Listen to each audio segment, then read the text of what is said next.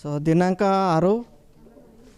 6/1/2026 ಬೆಂಗಳೂರಿನ ಫ್ರೀಡಮ್ ಪಾರ್ಕಲ್ಲಿ ಮಹಾಬೋಧಿ ಮುಕ್ತಿ ಆಂದೋಲನದ ನಿಮಿತ್ತವಾಗಿ ಬೃಹತ್ ಪ್ರತಿಭಟನೆ ಕಾರ್ಯಕ್ರಮವನ್ನು ಹಮ್ಮಿಕೊಳ್ಳಲಾಗಿದೆ. ಈ ಒಂದು ಕಾರ್ಯಕ್ರಮಕ್ಕೆ ಪೂಜ್ಯ ವಿನಾಚಾರ್ಯ ಬಂತೇಜವರು ಆಗಮಿಸ್ತಾ ಇದ್ದಾರೆ.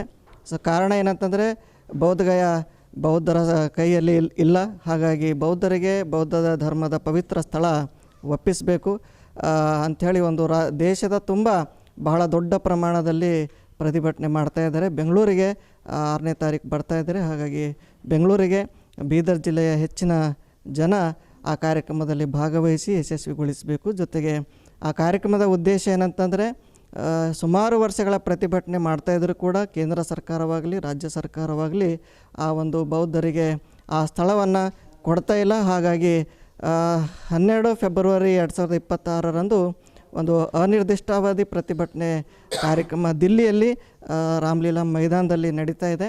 ಈ ಒಂದು ಕಾರ್ಯಕ್ರಮವನ್ನು ಯಶಸ್ವಿಗೊಳಿಸುವ ಸಲುವಾಗಿ ಇಡೀ ದೇಶದ ಬೌದ್ಧರು ಈಗ ಜಾಗೃತರಾಗಿದ್ದಾರೆ.